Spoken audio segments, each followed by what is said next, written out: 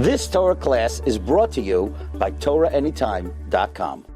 Welcome, everybody. Welcome all our Torah Anytime viewers. So tonight we are learning for L'Refuah Shlema to Yecheskel ben Tzila. We're also learning for L'Refuah Shlema for David ben Nasriah. This is a very close friend of mine, Rabbi Yaron Ruvain. His father was assaulted by a gang of criminals, and he was showcasing, his jewelry, and they robbed him. They assaulted him and robbed him of hundreds of thousands of dollars. Baruch Hashem, he got back home today, but he was in the hospital, and so besides learning and asking everybody also to pray for David ben Nasriah and also to Yecheskel ben Tzila for L'Refuah Shlema, they also started a GoFundMe page for him because he was, a big supporter of Torah, and now he lost hundreds of thousands of dollars. And so anybody who could help, I could share you the link if you want to donate to him. Okay, so now, location. Everybody's welcome to join us at BJX at 1601 Quentin Road at Thursdays at 8 p.m. But always good to double check to make sure that we are here. I believe for the near foreseeable future. When's the fake holidays coming up? Is any of those on a Thursdays? No. None of them on Thursdays? Okay. I know some people are very makbid. They have days beforehand and days afterwards because you have to fast beforehand. Obviously for the unfortunately. I was actually thinking about speaking about that topic, but I spoke about it so much in the past, and it gets me angry every time I speak about it. So I figured it's good for my health if I stay away from it. But we do have some classes online that are that I would recommend people to listen to regarding this season. It is the season for sinning. So okay. So now let us begin. So tonight we're actually going to be finishing off our series, which is I don't know. It's kind of sad, all grown up. This is class number 32. Isn't that crazy? 32 classes. Gematria Lev, obviously, on purpose. Because it's the heart of the Jewish, understanding. So what we did was, in the past 32 classes, sporadically, obviously, that we went to prove God and went to prove the Torah. Now, what we did I believe it was last class that we gave on this subject was because I've given so many classes on, like, let's say proving God and proving the Torah, people are like lost. Be like, okay, but how am I supposed to go? How am I supposed to go and present it? How am I supposed to go and give over this type of information? This. Did I forget to answer you back? I didn't. I did answer you. I had no idea what's going on. Okay, good in that case. Okay, so now where was I? So we gave so many classes on proving God and proving the Torah that people were a little bit lost. So what we did in the last class was sort of gave like a brief overview, a little bit of new information, a little bit of just like a summary on how to understand it. So today also, B'ezrat Hashem, what we'll do is what last time we gave a brief overview on how to prove in like an hour or so how to prove God. Today we're going to do that with the Torah. So what we do have to also understand when speaking to people about proving people about the Torah or people proving about God, there's something that is very, very important when dealing with this is, does that other person have something known as intellectual honesty? Which I like to, explain as if there are two ideas that are presented before you, and one of them is stronger in facts, then intellectually speaking, if it's stronger, then you should go and lean towards a stronger one. If somebody goes and leans more towards the weaker one, then they're not being intellectually honest. They have their own agenda, their own wanting that they want to go. So when we're dealing with this, it's very, very important. So either anybody sitting over here or people that are listening in the virtual world, it is very, very important in just a life always to be honest with yourself. If you're doing something wrong, don't start giving yourself excuses. It's really not so bad. Kids need drugs anyways, and I need money. I'm missing a new purse. People go and they give themselves all these things. Don't do that. If you're doing something wrong and you want to do it, it's you have free will. You can do whatever you want, but just know that you're doing something wrong. There's no hope. It doesn't help you at all if you go and you lie to yourself. All the more so when you're researching a topic as important about Judaism, about the Torah, about God, there can be nothing more important than this. By the way, this either shapes or breaks your entire life. The way that you're going to live your life is very, very much dependent if there is a God or if there is no God. It's so important to understand if the Torah is valid or the Torah is not valid. You can't just go into it and be like, yeah, kind of, okay, but I'm not interested in this on Tuesdays, on Wednesdays, maybe Thursdays there's sushi, so I'll do this on Thursdays. You go and you start, that's not going to help. You have to go with intellectual honesty. So, the idea with this is that the more intellectually honest with yourself, the more likely that you will find the truth. I've had many debates and arguments with people on this, and one thing that I've noticed, in this, religious, then they became not religious, never been religious. People have a very, very, very basic understanding of Judaism. When they come to argue with this, when they come and they say, no, the Torah is not true, and they start presenting points, they have a very, very weak understanding of Judaism. Now, the reason why I have a problem with that is that imagine somebody goes over to a doctor, a lawyer, it doesn't matter, any profession that takes a lot of time to study, and the doctor, the lawyer presents their information, says, based off my research, based off my years in college and everything that I've done, this is my assessment, this is what you need. And you're going to go back to them and say, hey, listen, sometimes I hear dogs speak. It's one of my many talents. When the FBI are not listening to me, I listen to the dog speak, and the dog told me that this is not true. And so, what's going to be? And they expect to be like, okay, am I supposed to now argue with your dog? People come in, and they start arguing on the Torah, but you don't know the Torah. You're starting to come argue on a doctor and a lawyer, but you don't know the basics about law or about medicine. How can you begin to, if you want to really argue on that, understand the basics. I'm not saying understand so much, but understand the basics of it. So now, the way that we're going to begin with this, if I could give you a little bit of an outline of the plan, B'ezrat Hashem for tonight, would be, number one, how do we know that God still is active in the world? So we proved already that God exists, that there is a God. But how do we know that God is active? Once we know that God is active, God is there, why do we need religion? Then once we have why do we need religion, we also have to figure out, okay, what's the difference between this religion and all the others? There is a very, very big, huge difference between our religion and every other religion.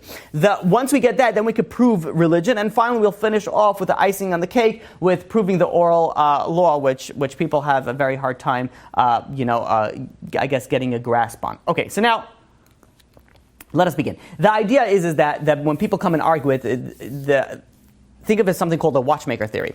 And this is a little bit of a spin-off on it. Someone creates a watch. So there's a creator to the watch. But does the watchmaker constantly go to the watch and says, tick, tick, just make sure you tick every 2 seconds? No, they don't do it. They created it and they left it. Now it works by itself. So maybe God created the world, but sort of said, took a sabbatical. Literally, right? It says, go and then just do his own thing. It doesn't really matter what happens in the world. So, in order to answer this, we have to understand why in Judaism we make a huge thing about the Exodus. If you realize that, the Exodus, Yetziat Mitzrayim, we're mentioning it all the time. You have an obligation to mention it every single day. In Kriyat Shema, we mention it every single day. We have it on Kiddush. On Shabbat, we're doing it. We're constantly obsessed with the Exodus. Now, why? There are so many other huge things in Judaism that happen. Why are we so obsessed with the Exodus? So, in order to understand what Judaism stands on, we have to know that, number one, there is a God. And number two, that God is actively running the world. God didn't stand back. God is actively inside and has the deepest connection to every single being, inanimate, animate in the world. Now, the first thing to know that God exists, the way that we show that, the way that we, show is a good word, the way we show that is by keeping Shabbat. We keep Shabbat. By us keeping Shabbat shows that what happened, that God created the world in 6 days, rested on the seventh day, so too we work for 6 days, and we rest the seventh day. This shows that God created the world. Now that doesn't show that God is actively running the world. That's where the Exodus comes in. The Yetziat Mitzrayim, what happened in the Exodus? There was, a tremendous show of a manipulation of nature on God's part, showing we have everything from the 10 plagues to the splitting parting of the sea, to the giving of the Torah, to the man. There are so many things that happen that show that God is actively running the world. And even more so, we're not going to have time to break this into this. I don't know if I spoke about this on a Pesach class, but when you break up each of the plagues, it shows God's dominion of every creature. For example, lice, a very small, tiny creature, shows that God has dominion even on the smallest thing, the water. And then you have the frogs, the animal that loves, the amphibian, the water, and then you have darkness, and you have hail. Basically, from all spectrums, from the bottom till the top, everything is covered. So what we're showing over here, Exodus is showing that God is actively controlling and involved in the world. And that's what we're doing. We're showing that God is no longer, not no longer, it never was that God sort of just created the world and took a step back. And then people, generally I have this question, be like, okay, that was the Exodus. That was 3,300 years ago. What about today? And, a general answer is that only in a bad relationship does the spouse have to constantly remind how much they love each other. It's not every single day that the husband has to come home with a poem for his wife. I mean, it's nice. If anybody does it, chazak u'baruch, amazing. But I'm saying it should not be needed. Obviously, showing of love and care and affection, all these things are very, very important. It has to be on a constant basis. But to show the world, do a wedding every single day. I mean, that shows that you need that if you need that big of an extravagant show of love and affection every single time, then it shows there's a lack of relationship. It's an immature relationship. So to expect that God, for you, God never showed me the Exodus. But, oh, I'm so sorry. Well, please, come join us in Egypt, and we'll present, we'll have we'll have the good food. We'll have one of those programs, and we'll show you, because obviously you're a very important person, and out of all the people, God didn't show you. And people feel very no, how come I don't understand? It'd be that's a very bad relationship.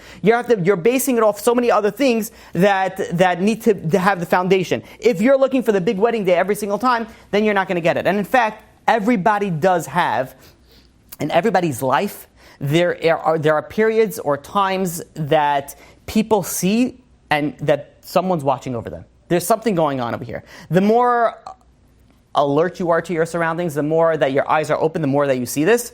And I've had conversations with people that, from the lowest to the low to the top of the top, that are able to see this. And I've had people that had miracles that happened to them and couldn't even see it. So if you open your eyes, you can see that God is actively running the world. If you close your eyes, then whatever, you're not going to see anything. The idea with when you deal with religion, one of my the truth is, I enjoy this part way too much when I do this. But if I speak to people, let's say, that don't believe in the Torah, they don't believe in God, they don't believe in anything, and I like asking, this is the morality question: are you a good person? Because you don't believe in God, you don't believe. So, are you a good person? And I've never met a bad person. It's unbelievable. I've never met. I guess maybe because it's not Christianity. It's like, hello, Rabbi, I've sinned. You'd be like, give 5 Hail Moses and I don't know whatever for it's not there's no it's not you don't get people. Obviously people come to me that they've done bad things, but when I confront somebody, hey, are you a good person? And 10 out of 10 times they're like, yeah, I'm a good person. And then I follow up the question with okay, tell me what good did you do?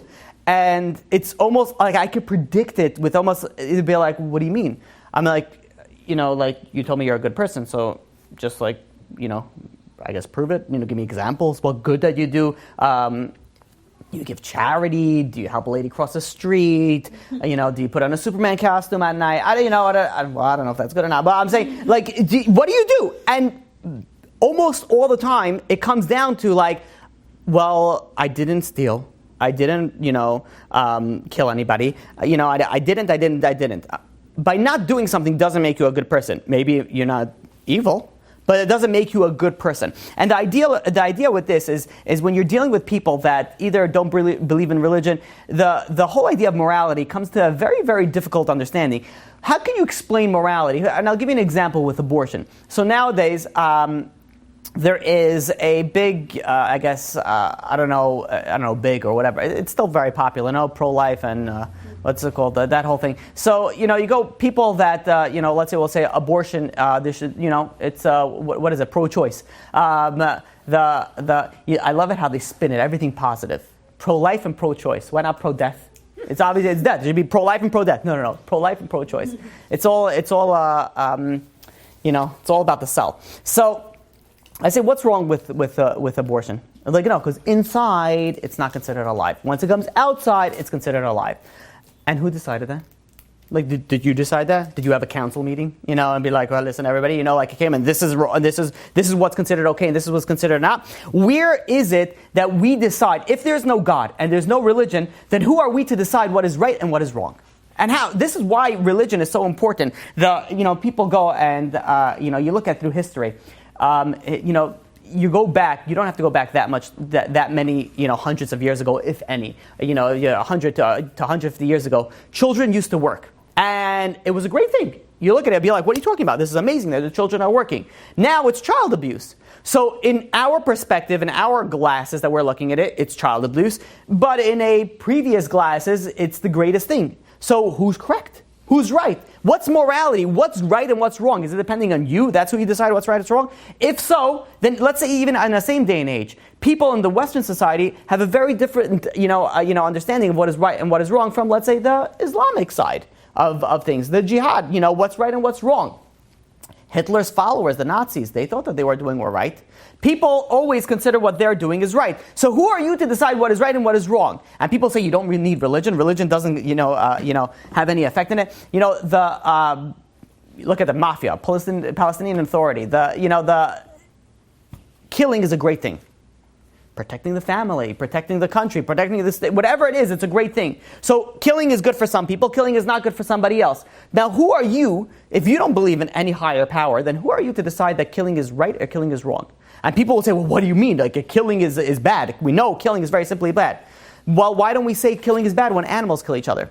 And in fact, people that don't believe in God or don't believe in any religion, they and it's not not always 100% this way, but they tend to say also that the way that we have morality is based off evolution. We sort of changed and our morality became different as we came along. So if you're basically an animal with a slightly, well, if you believe in evolution, not whatever, but slightly better intellect, depending on your level of intellect. So if you have then what makes you say that killing is wrong? Like, if a lion kills a rabbit, are you going to put the lion in prison? No, you're not going to punish the lion. So why are you punishing other people? Who says that you have the right to decide what's wrong in other countries and other places? And who are you to decide it? If you don't believe in religion, there's a lot of things that fall into play. So we have over here a very, very, a strong, foundation that there is a need for religion. And then you have these atheists that come and say, religion is the cause of so much death. There was a very famous atheist that said that one of the largest causes of death is religion. And really, if you know a little bit about recent history, about that you have Hitler and Stalin alone killed close to, roughly, I would say between, I guess you could say 40 to 60 million people. Atheists. 2 atheists killed, roughly 60, you're talking about a tremendous amount of people, and you're telling me that religion is what killed? Yeah, okay, we have religious fanatics that go and they murder and they destroy, but to say that religion is the basis, that's just taking reality and looking at just what you want to look at. I'm just picking what I want to look at. And this is a very, very strong and a difficult problem when dealing with people, let's say, don't want to believe in God, don't want to believe in the Torah, don't want to believe in religion. They're not looking at things from clearly. Now, obviously, I look at things from a different angle, and and everybody that has their own upbringing looks at things from a different angle. But if you're just taking a step back for a second and trying to be intellectually honest, you could see things that are very obvious. And by the way, this intellectual honesty is very important in every aspect in your life. Anything from choosing a profession to choosing a spouse. You realize when people go and when people get involved in, let's say, a relationship, then many times they're not correctly thinking because they're emotionally involved, or they have other reasons to be involved. So they're not thinking, they're not being intellectually honest with them. They're not making sure, is this the right choice that I'm making, or is this a wrong choice that I'm making? So intellectual honesty comes across, every playing field of human life. And yet, even though we know that it's so important, we tend to forget it and not even give it the importance that it's needed.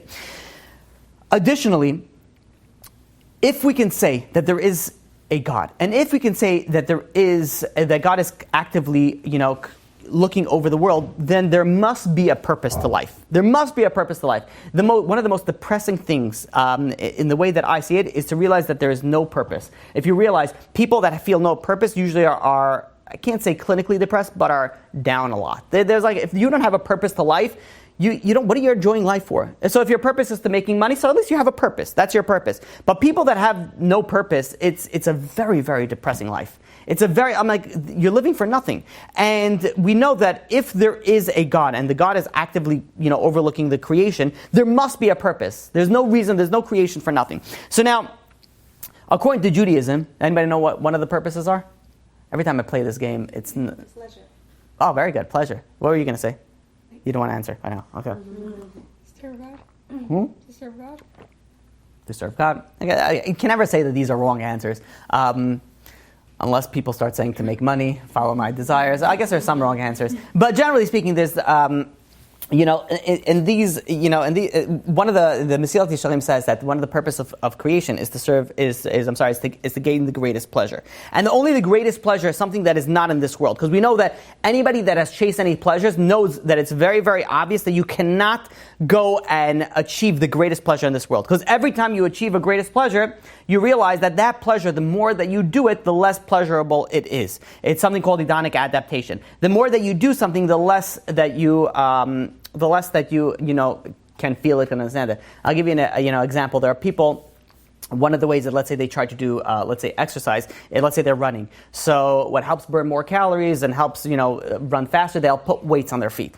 I don't know if anybody has ever done that. I've done this. It puts whatever, I've done, so you take weights on your feet and you go and you run. Now, eventually, you'll forget that, obviously it'll be a little bit more difficult, but if you build up tolerance, you'll be able to jog regularly with those weights. Now, once you go and once you're going and you get used to that and you take off that, you feel like you're flying. What is that guy that runs very fast in the cartoons? Speedy Gonzalez. There's another guy that spits a lot. Well, Roadrunner, whatever it is. Okay, Roadrunner, right. The guy this is what we show our kids. Isn't that, it's like one is constantly trying to assassinate him, right? The wolf is trying to... I'd never understand this. I can never understand cartoons. Like anything from, there was also the Cat and the Mouse, Tom and Jerry. Tom and Jerry. This is the most violent thing that I've ever seen. If you look at it as an adult, oh, it's so funny, big hammer, bling, oh, it is, and the kids are like this. And this is what children are watching over this. And let's try to, and then there's, every single one. Bugs Bunny. Elmer Fudd, everything over here is such a dark world, and then we're wondering why are kids so violent? I don't know. I wonder. It's something that's beyond my understanding. When people go and people show their kids cartoons, you know what? In my opinion, there's some adult,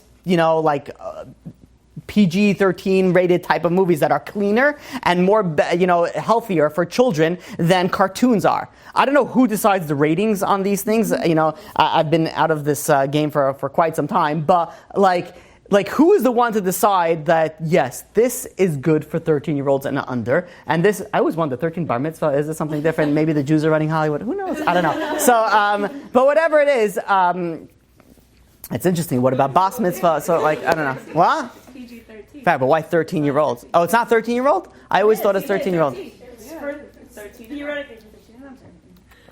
It's when you become a man, I guess. I don't know. Now you can see death, and then go do your homework and play with your PlayStation. Okay, so now, how do we get to this? You guys go off topic all the time. It's so terrible. Okay, so purpose of life, cartoons, right? Makes sense. So now the purpose of life is to get the greatest pleasure. If we know we want to get the greatest pleasure, the only way to get greatest pleasure literally means that you're doing something and then you're doing it again, it gets even greater. And you're doing it again, it gets even greater. That doesn't work in this world. In the next world, that's what it goes. And we proved this from Pirkei Avot. We had a whole class on this, on the purpose of life. But the idea is that there's a purpose for creation. And the purpose is not for this world. Now, in order to go and in order to understand this the idea of the Torah, one of the things that I really, feel is a great proof on the Torah is the fact that the Torah has predictions. The Torah can predict something, and once the Torah, and not only it predicts something that is not something that is predictable. So, for example, if I were to make a prediction, and that prediction is something that is very, very easy and obvious, and everybody else could predict it, I cannot say that I had some divine prophecy or whatever foresight. I was just able to look at the basic science of what things will happen, and I'll be able to predict it. Now, the Torah has something very, very interesting, and I like using this particular. There's tons of prophecies in the Torah. I like using this particular idea set of prophecies is because we're constantly seeing it come into play to this day, and that is the way that the Jews are existing. Now, the Torah goes, and if you go, let's say 2,500 years ago, let's say 2,000 years ago, even 2.5, either one, and you go and you ask the people over there. So let's say after the destruction of the first temple or after the destruction of the second temple, it doesn't matter. Pick your fancy. And you go and you ask the chachamim of the generation over there, the secular geniuses, and you say, listen, what's going to be with the Jews? Now, imagine you have a group of a nation that's in a particular place of land, and it gets completely destroyed and completely taken over, and then the people are sent into exile. What would you say that would happen to that nation, those group of people, 100 years down the line, 1,000 years down the line? Would they still exist? Nobody would say that it would exist. Nobody in the right mind. And even nowadays, take a different situation. Take a group of people living on an island. And they're living on this island, and let's say you're talking about 3 million people living on an island. And you take this group of people, and, ISIS, is ISIS still a thing? It is? Okay, who knows, right? ISIS comes in, takes it over, right? Takes over the entire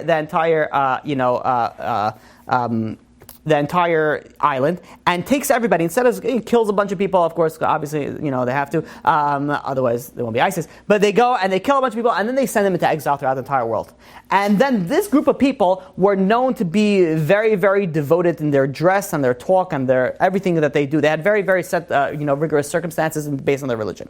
And you would go and you would ask sociologists, anybody that studies, people and society, and you go and you ask them, in 500 years, will these people still exist? Would anybody say yes? I would today. If you would ask me this question, I would say no. It doesn't make sense. Logically speaking, it doesn't make sense. Then the question is asked, then how is it that the Jews are still around today?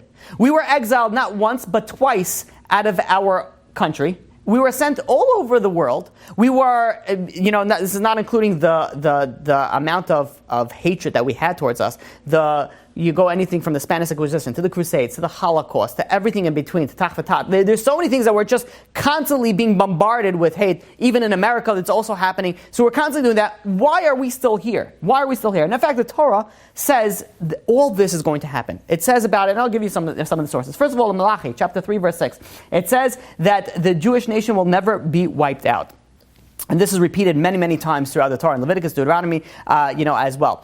Also, it says in Devarim, chapter 4, verse 27, that v'hefitz Hashem etchem ba'amim, God is going to scatter you into the world. God is going to put you into exile. And then it also says that God is going to return you from that exile in Devarim, in Deuteronomy, chapter 30, verse 3 to verse 5. So, we have over here a very, very interesting prediction. Here's a prediction that the Torah is saying that, hey, you're going to go into exile. Okay. That's not a very, very, that's an easy prediction. Anybody could go and predict that. Say, hey, yeah, this group of people is going to go into exile. But to say that group of people is going to be returned, like, why? Why would you say, if you made this up, why would you go and say that? It makes absolutely no sense.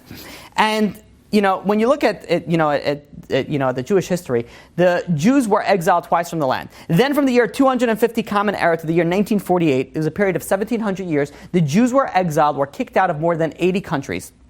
That is a lot of countries. 80 countries we were kicked out in 1,700 years.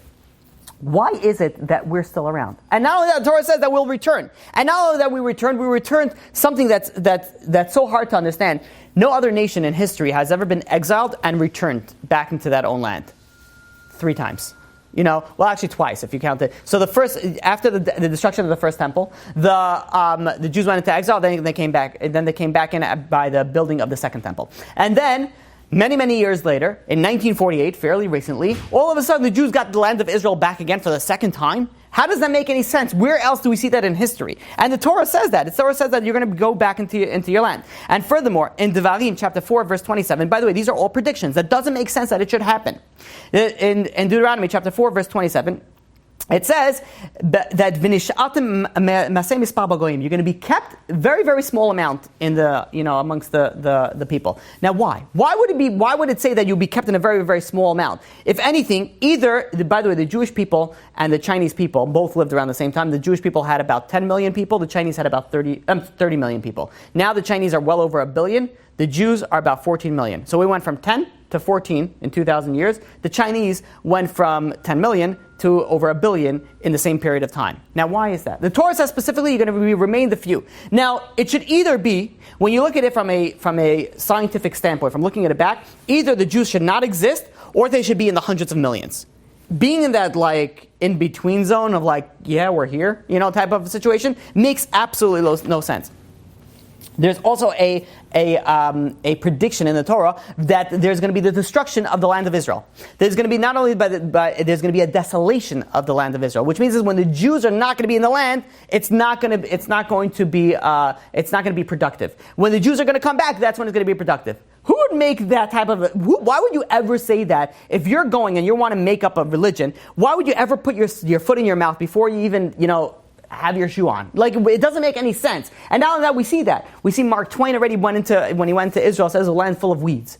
You look at it now there's so much export that goes out of Israel, you don't understand. How come for the past 1,500 years, before the Jews went into Israel was not productive? And all of a sudden now it becomes productive, and that's what the Torah says. And all this is by what? By chance? All these predictions? You have also... there's more, and because of the time, I don't want to get stuck on there's so many more predictions on this. It says that they're going to be exiled to a nation that they don't understand the language. Also doesn't make any sense because people that used to put people into exile back then were neighboring countries. You understood the neighboring country's language. Here it was Latin, it was Rome that came in, and not the Greeks that everyone knew. Again, if I'm going over your head, it's because I'm going too fast. But I'm saying things that they predicted that made absolutely no sense. Worldwide dispersion. Who would spend so much money on dispersing people worldwide? Why is that beneficial? Why would you do that? And even furthermore, it says that there's going to be utter destruction to the people. When you conquer a land, you don't want to destroy them. That's going to ruin your tax base. You want people to live. Why would the Torah say, yeah, and they're going to get destroyed? There's going to be blood. There was a very, very morbid prophecies that were going there. Why would you say that? Nobody would want to do that. In any case, that was the prophecies, the predictions. When you have a book and it has predictions that are coming into fruition that are not likely to come true, makes you think, maybe there's something here. Maybe there's something going on over here. So that's whatever number we're up to. Next thing I want to speak about is the fact of the Har Sinai. I cannot emphasize how strong this proof is. People don't understand. I've had arguments with people on this proof. That the proof being that there's nowhere else do you have in history that you have a national revelation. You have 3 million people. The Torah says 600,000 men. You put the women and children and the older and younger men. You have over there roughly about 3 million people all heard God. Nowhere else do you have that in history. Now, these are the same people that had the Exodus, the splitting of the sea, the giving of the Torah, the man. They have all these huge miracles. The same amount of people. Now, if this was made up, then how come nobody else made up the... Imagine what a great comeback it will be for Christianity. Christianity could come back and be like, because Christianity has a very, very weak claim. Because we have the claim, listen, 3 million people all heard God speak in Mount Sinai. And then Christianity says, yeah, but then the Son of God and the Son of God came back and he told everybody that this is null and void, and now we're going to something else. Now, the big question that anybody could ask and be like, well, why can't God tell us that also? Why did he tell you that only? Mr. Jesus, Jesus, depending on what you're calling from, right? He says, what's going on? He says, why is it that God is, if God is really changing the whole religion, let him do the same thing. He has a track record. National revelation. Why didn't do it again? Now, if you want to say it was made up, then why didn't the Christians make that up? If something could be made up, you could do it again. And trust me, the Christians have more resources than the Jews had, nowadays and back then. So now, if it was something that they would be able to make up, they should have made it up.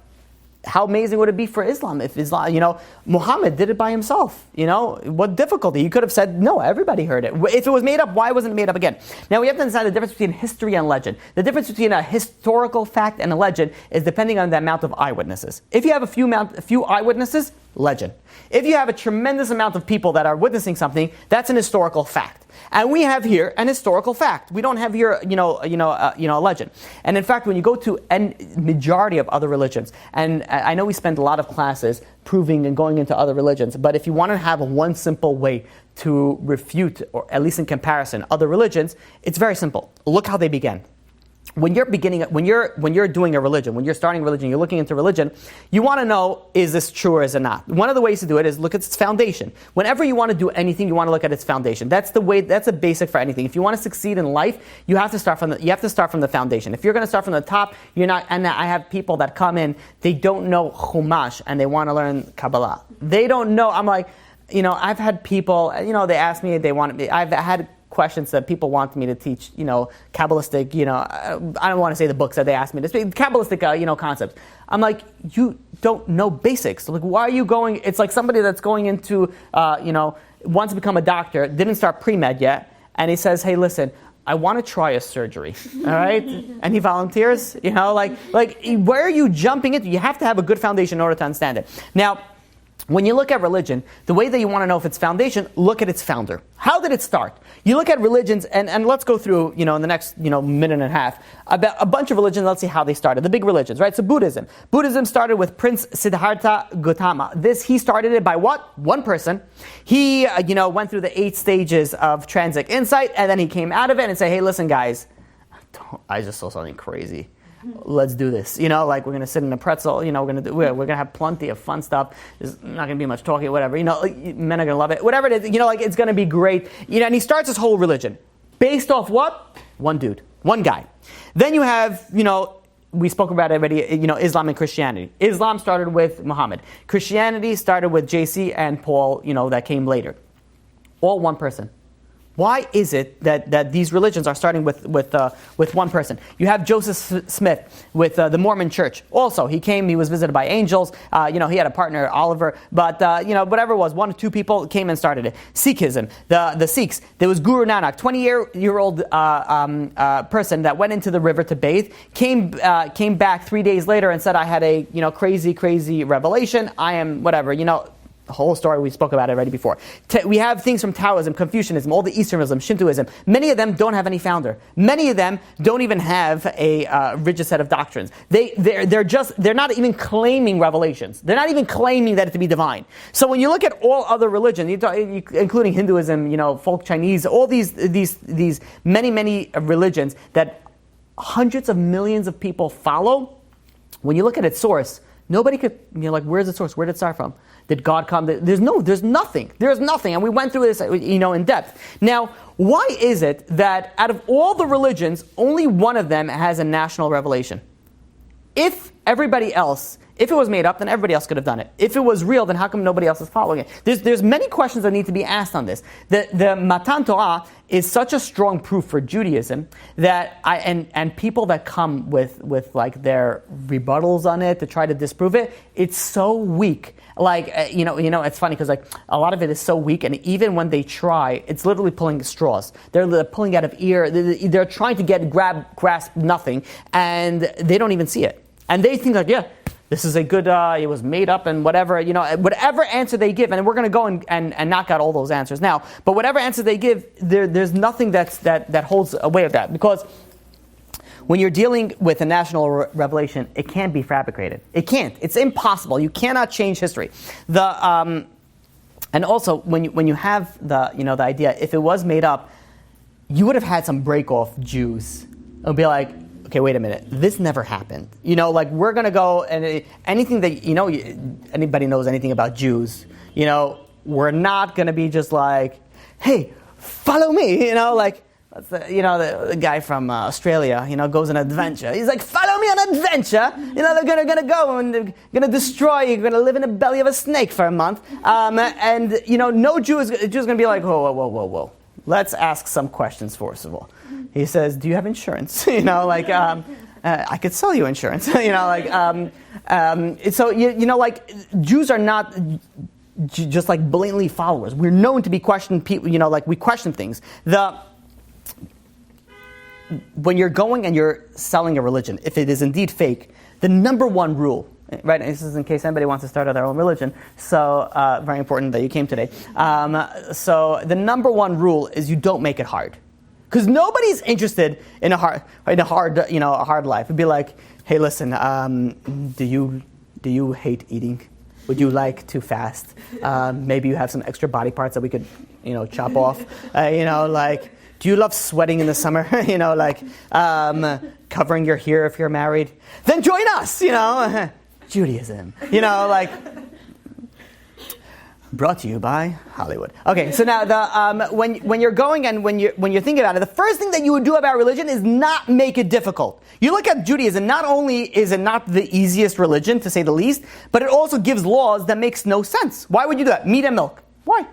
Meat, good. Milk, good. Together? No. Separate? Okay. Together? No. That's a no. Be like, why? And then you go, and then shotness. You have wool and linen. Separate? Good. Together? No. Circumcision. Do we really need to cut off body parts? Can we make things? If it was made up, by the way, why is it that? And by the way, the whole thing with meat and milk, there's obviously reasons to do it. We're not going to. I think we may have spoken about all these things, wool and linen. I don't know if we have, but we should actually. If we didn't, we should give a class on that. Very, very interesting, fascinating things about Cain and Hevel. Very, very interesting stuff. But in any case, you go and when you're trying to sell a religion, right? So imagine okay, what do we have to do with this religion? You take a whole thing. Okay, we got 613 commandments. I'd be like, 613 commandments? Relax. Everyone has about 1,000 subcategories. So and be like, this is made up, really? This would be made up? Does this make any sense to anybody? Shabbat, right? One thing you don't do is you don't mess with people's money. You could work, but Shabbat you can't do any work. And then besides that, what you do is that you're going to go and you're going to say, you have to keep Shabbat. Oh, and if you don't, mechaleh mot yumat. And by the way, you're going to die if you don't keep Shabbat. Now you're adding punishments into the thing? But who's going to join this religion? Who is going to join it? Yeah. So I once gave this argument to somebody, and she told me, well, Islam also has crazy laws, and there's still people becoming Muslims, so what's interesting with Islam and Christianity? A lot of the people that they convert to that, especially in the olden days, was not because they were forced into it. Yeah. But what about now? People who are proud, and the ones that always say it's not all Muslims, and Oh, right. So now you still have people that go. Yeah. Now you have people that convert. Right. So now you have people that go and they convert into this, and the answer for that is very simple. People are looking for something. People are searching for something, and sometimes they find it in Islam. Sometimes they find it in Christianity. Not that they're searching for the truth. They're searching for something. And you can find it. There's many ways that you could say, hey, listen, this is a good way out. I find this to be true. Thank you. There are people that go and they say, it's funny. I once heard this guy says, it was a Christian person asking people, do you believe in God? And then he asked one person, so which religion do you believe to? So he says Christianity. And he asked him, why did you believe in Christianity? He says, because I checked everything else and this one looked at the most true. And I started laughing. Thank you. And because you have people that they'll look into things, but they'll look into things. I'll tell you what the big problem with it. There's great stuff with the internet. Well, I think great. There's good stuff with the internet, and there's really, really, really bad stuff with the internet. Now, even when you're doing research, you're realizing when you're doing research of something on the internet, you're researching someone's opinion. Now, there's always facts into play, but it's always a spin on the way that they see things. So you have, let's say, people that go and they try to prove Christianity. Now, I can never understand how people could, so many people could fall for Christianity. People that are born into it, no question. Obviously, they weren't looking into it. There's no but somebody that was searching and then went into Christianity, out of everything, you would ask questions. I've had, many people go from Christianity and they leave it because they ask questions. But yeah, it's very mind-boggling how you have people go and they search other religions and they end up in a false religion. And the answer is, and I was thinking about this, and the answer is that people tend to go and they're looking for something. So once they find something that they're associated with, and there's always a bias into it. They might be in a community, they live in Afghanistan. They have options over there. You want to be religious, you become Islamic. There are many peaceful Islamic people. I know that there are many peaceful. There are many peaceful Christians. There are many people, peaceful Islamic people. There are many good people in other religions as well. But it doesn't show the foundation. Well, they're looking for something, and they're finding it. They're okay with this. It doesn't mean that they went to search for the truth. Because if they went to search for the truth, then they would have tremendous amount of questions. Especially when you're going to a Semitic type of religion that is all based off Judaism and it's a break off, then you usually should start from the source and then go your way down. Isn't like the argument that why Judaism has to be real because it's just too hard? It works the same thing for Islam. No, you think Islam? So what would you? Is it just harder than we do? Dressing, yes. They do have law. They pray 5 times a day if they're religious. They have halal, type of, food. But you're right. So if I were to say the hardest, there are people that go into these, monks that they have to fast all day. I'm not saying Judaism is true because it's hardest. I'm saying it's very unlikely to make it up because it's so hard. So the idea is that not say it must be true because it's so difficult. The angle that I'm looking at is it's in the foundation. It's the beginning. You can't start something like that when it's so difficult. You look at Christianity, for example, or even Islam. Islam in its beginning, it's changed dramatically. There's nothing, and Judaism did not change dramatically. There are additional minor laws that came in, rabbinic fences, if you want to say. But Judaism, the way that we have it today, was the way that we had it, since the beginning of time. Obviously, there's, minor differences in the situation. There wasn't electricity. There's obviously different things. But, Islam and Christianity, if you study its origins, it's not even comparable to the religion that we have today. Xmas, those things that didn't exist in the beginning. They don't even know when he was born. It's you have so many different things that came into play afterwards that you can't really relate to compare these two types of religions. But anyways, when you're going into the idea of Har Sinai, of the giving of the Torah with millions of people, there are many people that try to go and make these things, say that it was made up. So let's being that we gave, these types of classes, let's do a brief overview on this. Number one, the main thing is that it was forgotten. And what happened is that somebody came in and said, hey, listen, many, many moons ago, years ago, your ancestors stood in front of, a mountain and they gave the Torah. But you forgot it, and here, let me remind you about it. Now, the reason why this is so problematic is because people don't tend to forget huge things. Nobody forgot about the Black Plague.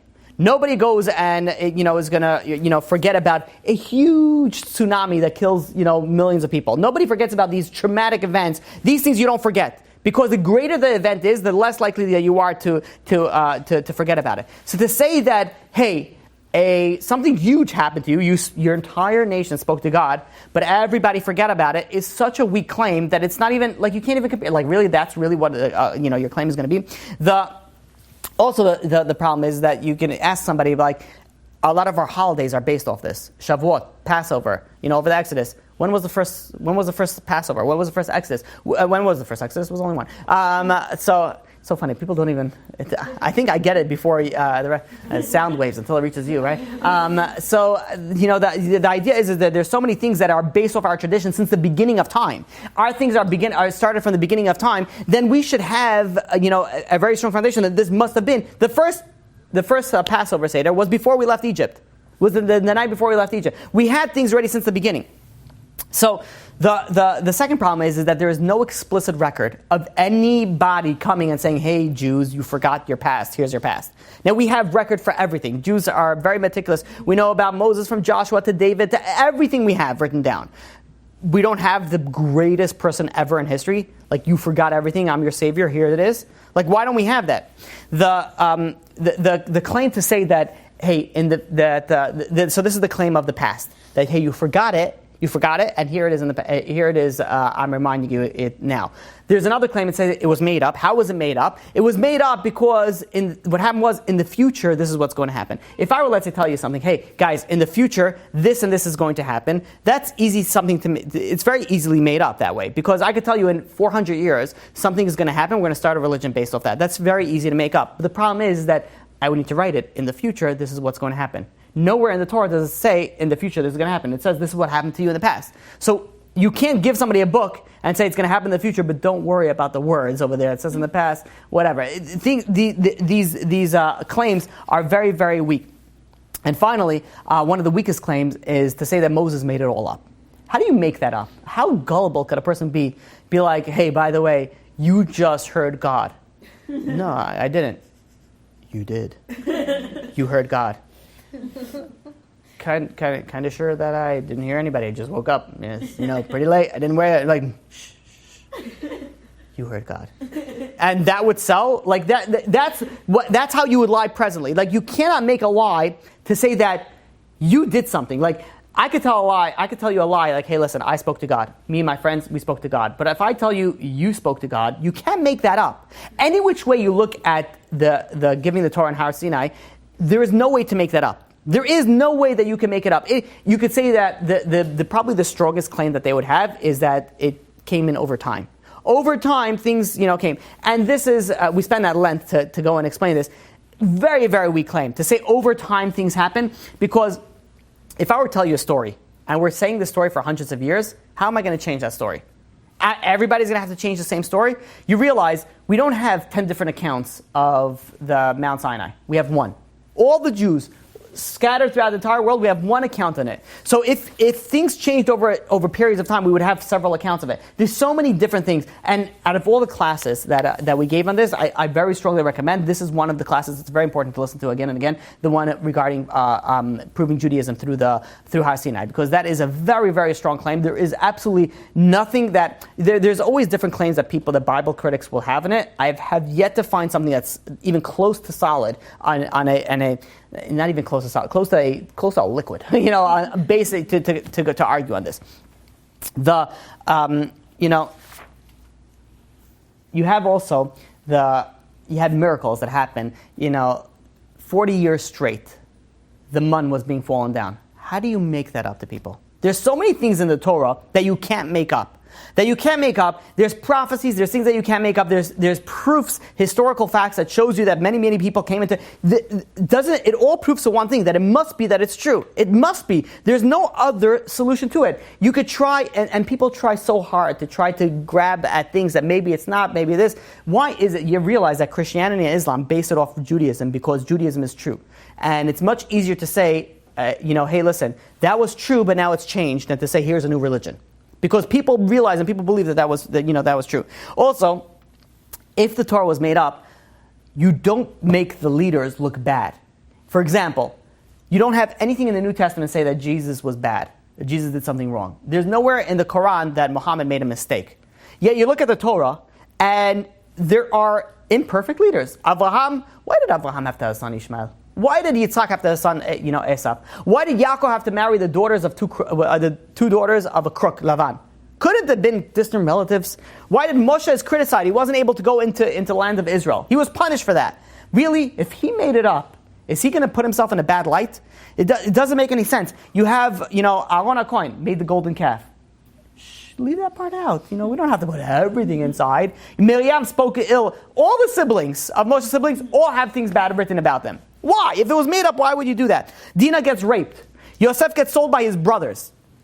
You have the golden calf. You have David and Bathsheba. You have so many things that are written in the Torah that if it was made up, why would you do it? And again, this is not a proof to say, it must be true because how would you want to make this up? This is just something that shows you how difficult it is to, to make something up by putting in all the bad stuff in it. If you're making something up, it's very simple. You do only the good. Proof and point is any other religion. You look at any other religion, they never say anything bad about their leaders. About their leaders are known almost as gods. Because otherwise you'll be like, why should I follow this religion if he messed up so badly?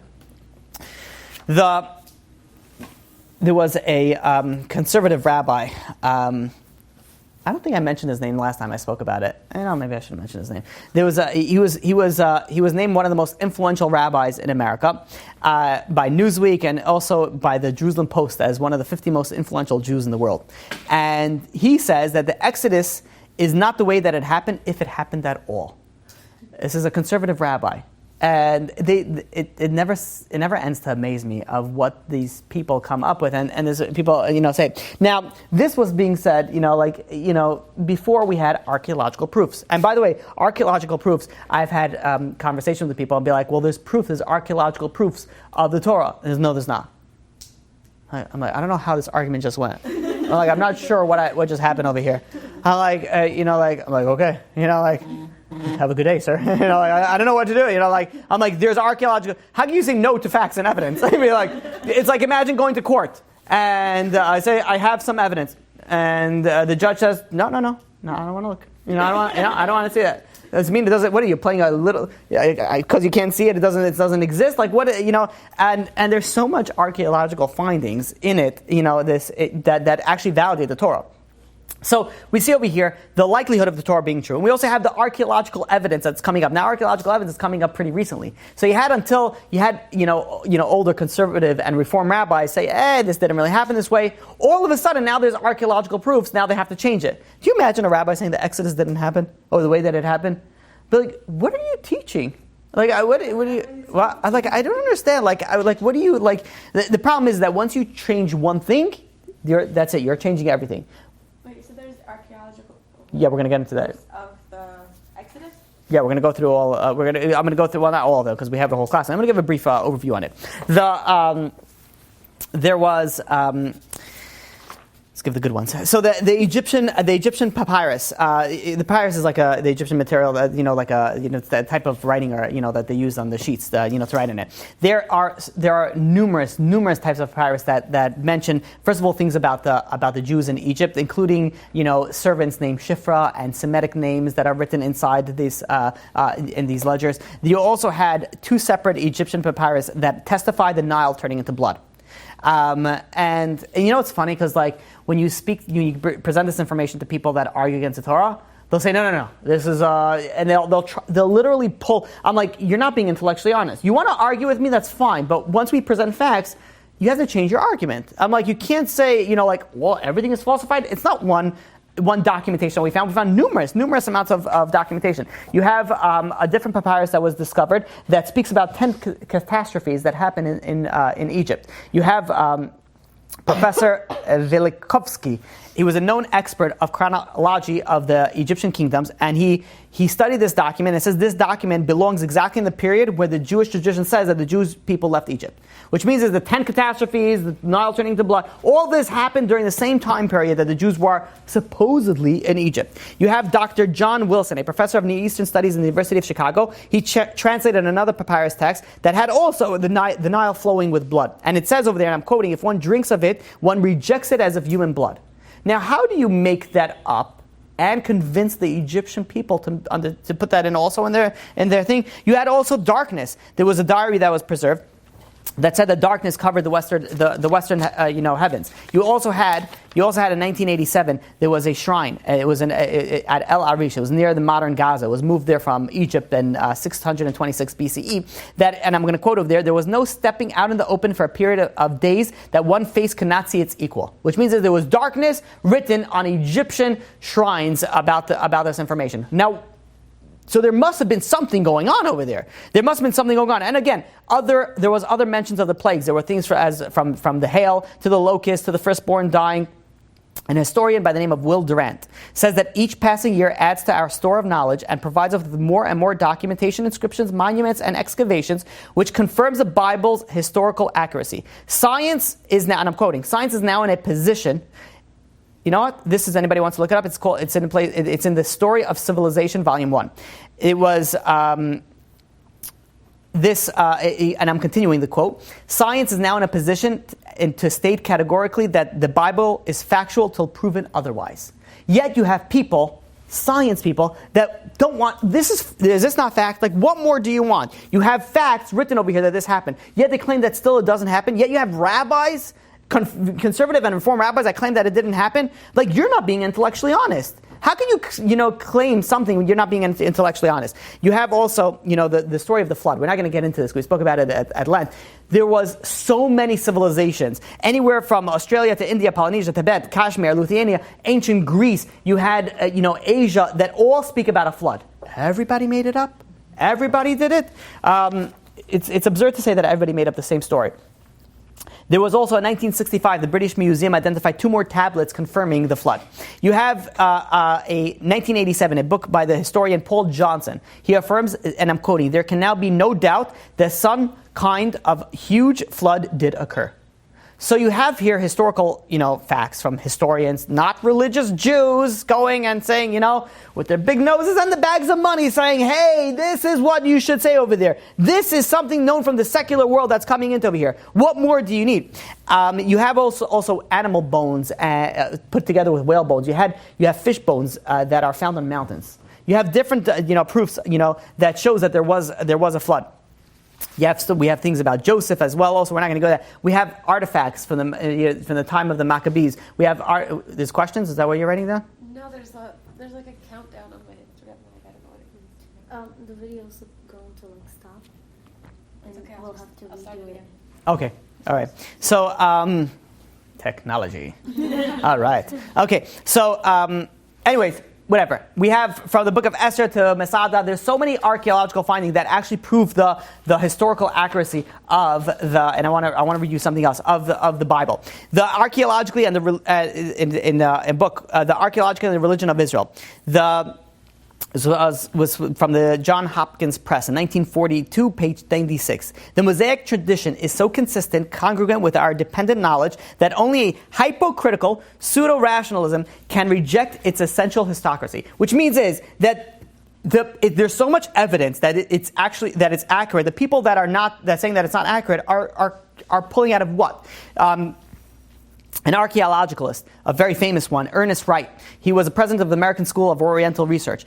And he wrote like this: "The Bible scholar no longer bothers to ask whether archaeology proves the Bible. Such a question is certainly to be answered in the affirmative." So we have here numerous proofs that the Torah it is accurate. It is accurate. The Professor John Brimson wrote, "The biblical traditions and the archaeological evidence relate with striking accuracy." And finally, one more. Harvard John Bright. His first name wasn't Harvard. He actually comes in from Harvard. Well, it's so busy. Is it okay? Okay, Baruch Hashem. Yeah. Okay. So Harvard person from Harvard by the name of John Bright said, and I'm quoting, "There can be little doubt that ancestors of Israel had been slaves in Egypt and escaped in some miraculous way. Almost no one today would doubt it." With all this, you still have people that deny it. Now, why? Why are they denying it? Not because they're intellectually honest, because they have another agenda that they want. They don't want it to be true. Now, when you're presenting facts, people say, I always ask this, I'm like, if I present you enough evidence, facts, would you become religious? Maybe, possibly. But when you present them the facts, what stronger evidence can you could be than archaeological evidence? Like, what more? All this was made up? Everything was planted? Everything was that? So there's numerous amounts of proof that we could say that the Torah is legit, and there is an astounding amount of evidence that shows that its accuracy. The final part that I want to speak about is the oral law. And the oral law, the reason why this comes into play a lot is that people say, okay, I'll believe in the Torah, but the rabbis, the oral law, people don't know what the oral law is actually the Torah, but whatever it is, they complain about everything that's possible to complain about. Now, the funny thing is that usually when these people come and ask me these types of points or questions, if you may, I usually say, okay, the Torah you believe, right? The Bible, the 5 books of Moses, that you believe. Like that's true. That I'll give it to you. That's true. I'm like, so do you keep? I don't know if they realize that the 630 commandments are all based on the 5 books of Moses. It's nothing to do with anything else. So I'm like, do you keep the commandments? So they're like, the basic commandments of the Torah I do. Basic commandments, the Torah is 613. And then I'll say, you know what? Let's not even answer it. Let's not even go to that because I know the answer to that. The 10 Commandments. Do you keep the 10 Commandments? And they'll say, yeah, the 10 Commandments. Yeah, the 10 Commandments I keep. And my usually follow-up question is, do you know the 10 Commandments? And it's funny because then I usually just sit back, and it's a shame, it's sad because many Jewish people don't know the 10 Commandments. And they'll say, don't steal, don't murder, don't rob. I'm like, and then I say, it says you have to keep Shabbat. Do you keep Shabbat? Per se. I'm like, so people go and they convince themselves of things that, the Torah is true and I'll keep the Torah, but then they don't keep the Torah, but they say that they keep the Torah. You realize also, Messianic Judaism. It's just Messianic Christianity. It has nothing to do with Judaism. But they don't keep the Torah. They keep the rabbinic laws. They don't keep the actual, Torah. So, people completely are confused with their lives. It's so sad how people live their lives in such a lie, and they're convinced that they're right. And it's hard to I understand that it's hard to do that, but every so often, I would strongly recommend this. Stand back of your life and just look at it. It's always good to look at a perspective how am I living? Am I doing this? Am I going in the plan that I want to? Always good to have a little bit of an overview on it. Now, when you're going on the oral, the oral law, there's many proofs that we can say that there must be an oral law. Number one, when you look at the Torah, the actual text of the Torah in the scroll, there's no vowels. If there's no vowels, then how are you supposed to read it? In English, you don't need vowels, but in Hebrew, the same letters will pronounce differently. For example, chalav can be chalav or chalev, fat or milk. Tremendous, there's huge difference. There's a pasuk that says, "V'lo yalin chalev chagi ad boker." You're not allowed to leave the chalev until the morning. What? You're not allowed to leave the milk until the morning? You're not allowed to leave there's tremendous amount of consequences that you need to know how to pronounce the words. The idea of vowels shows that the Torah was given with additional information. Now, what the additional information was, okay, we could argue that, but there must have been some sort of oral law. Furthermore, majority of the things that are written in the Torah are based off shorthand. You need to have more information on it in order to understand it. Example, Bamidbar, chapter 29, verse 1, it says, Yom Tuah Yelachem. It's going to be a day of blowing. Blowing what? Nowhere does it says what type of shofar, yet everybody knows we're blowing a shofar. Where do you get that? Even Messianic Jews, Messianic Christians, whatever you want to call them, right? They're blowing shofars. How? Why don't you, blow a whistle? Referee. Why don't you do that? It says Yom Tuah, day of blowing. Why would you choose that? So they choose and pick what they're listening from the oral law and what they're not listening from the oral law. It says you're not supposed to work on Shabbat. What's work? Nowhere in the Torah that says what work is. It says in Devarim, in Deuteronomy, chapter 12, verse 21, you have to slaughter your cattle just like I've commanded you. Yet nowhere in the Torah does it say how I command you to slaughter. Meaning that in the Torah it's already hinted that, hey, there is more information, there's more oral law to this than that meets the eye. You have an etrog. What's an etrog? Totafot. What's totafot? Nowhere in the Torah does it say anything else about totafot. One thing, totafot. Sounds like some sort of Italian type of a dish. Would you like some totafot? Yes, please. When it comes with a etrog, what is totafot? How do you know what it is? What? I went French. Close enough. So, the idea with this is that when you look at Judaism, people tend to go and say, "Hey, listen, it's fake, it's whatever claim that you go and you try to prove." They're all fall on very, very weak claims. You cannot, any which way you look at it, and I strongly, today's class was really just a sort of an overview, and it's sort of like a brief summary on it, just to give you the points. But there are many, many important factors, and I really feel like, it is very, very important. First of all, anybody that is teaching anything about Judaism has to know these things. I feel very, very strongly they need to know these things, because people need to ask questions, and they need to have the answers. And these classes that we went through in the past, 32 sessions, I guess you could call it, that are very, very imperative to answer majority of the most basic questions that people ask, and some not so basic questions that people ask on Judaism. Whichever way you look at it, if you're going intellectual honesty, you're looking at it, there must be a God. It's just very, very, simple. If you're intellectually honest, if you're not, there's nothing that I can convince you. But if you're intellectually honest, it has to be that there's a God. Once there's a God, there also has to be a religion. And of all the religion, Judaism stands out so much. It doesn't even come close to anything else with so many proofs that it could show you that it's true. It should be no doubt in your mind that you're in with the 100% accuracy. There shouldn't be 99.9. No, with 100% accuracy, this is the correct religion. This is the only right religion. And the beautiful thing about this is that, in any religion, in any majority of other religions, you have to be part of that religion in order to be righteous or going with that. Judaism, you don't have to. You don't have to be religious. You don't have to be Jewish you have to be religious. If you're Jewish, you have to be religious. But in Judaism, in order to be a good person, in order to qualify to go into heaven, whatever other terminology they want to use it, you don't have to join the nation. You could remain a Noahide. Keep the 7 mitzvahs b'nei Noach, and that's it, and you're good. What other religion is it? It'd be like, hey, listen, you don't have to join our religion. Just do your thing, and just be a good person, and you'll be good. Which other religion is? I'm talking about real religions, not I don't know, Scientology or whatever, made up stuff. But I'm saying, like, when you go into the only religion that not only goes and tries to go and get people to come to the religion, it goes and says, you don't need to. You have to be just a good person and follow these basic 7 laws, and that's it, and you're fine. So we see over here something that's very important. This type of information should tremendously strengthen your understanding of Judaism and your belief in Judaism and your observance of Judaism. And if it doesn't, then that means that you didn't internalize anything. And I would strongly recommend to review. There are some classes over here that are very, very fundamental into understanding the basics part of Judaism, and you have to know it. And by the way, the classes that we gave on the oral law, that thing, very important classes. Classes proving the Torah, very, very important. These are things that are foundations of Judaism, and you have to understand it, you have to know it, you have to be able to explain it. The more that you do that, you realize when you're going to, following through with it, there's going to be a tremendous amount of difference of the way that you live your life.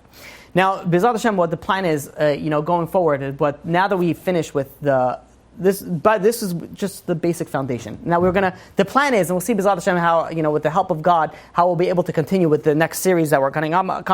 We're going to go and build up on Judaism, how the correct understanding of Judaism. What is the foundations of Judaism? We're going to go through 13 principles of faith. We're going to go through, and then we're going to understand what does it mean, emunah. I have a bunch of series that I want to plan out. Prayer also, people have a very hard time with prayer. There's tremendous amount of information that we want to B'ezrat Hashem go through to have such a strong understanding of Judaism that I really feel like if you go through these types of classes, and by the way, these type of classes always need review. We tend to forget very, very, frequently, things that are important.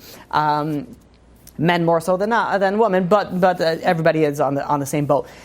The idea is that the more that you have a stronger foundation, the better your life is going to be. The better that you're going to be able to relate to these ideas, the better Jew that you're going to be, the better husband that you're going to be, better wife that you're going to be, the better everything. So that being said, any questions? And by the way, questions doesn't have to be on this topic. Ask me any questions on this series or just anything in general. Yeah. Okay, so I understand the whole the proof that there is a God, because I feel like the answer is just because there has to be. Okay. And by the way, you should know that everybody has a different proof that holds for them.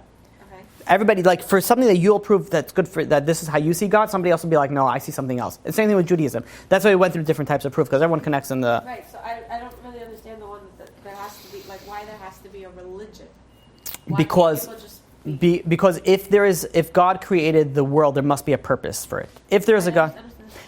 Why can't the purpose just be to be a good person? To live your life? Yeah. Because when you look at the way that the world is, and this is when you study the world, the way that the world is, how are people living their life? Are people living their life? Are people, put it this way, are people happy in their life? Are people successful in their life? I'm not saying financial, emotional, I'm saying just in general, internally.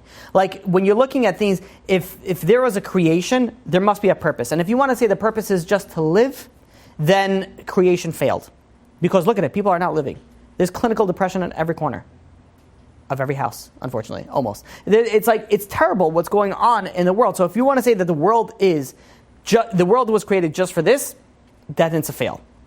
And we know God, if you believe in God, then you know God doesn't fail. That's not, but we cannot comprehend. And this is something we'll speak on the future classes. How do we understand God? It's something we have, So that being said, there must be something more to it.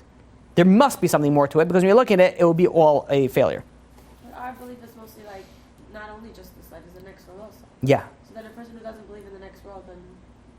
A person who doesn't believe in the next world, first of all, doesn't believe in Judaism. But almost every religion has a belief in the afterlife. Almost every religion has a belief, because it has to be, for that reason as well. But is that one of our ideas, one of our goals, one of our... In the afterlife? Purposes in the next world? Yeah, we know that the purpose, right, yes. Foundation, that there is another world. And that's the main world. That's good? Okay. Any other questions? Yeah.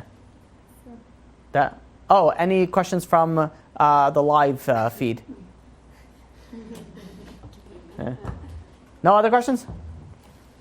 Going once, going twice, going 3 times, going 4 times. You know how Jewish people try to raise money, right? Going 5 times, going 6 times. Anybody, please, anybody. Okay, no questions?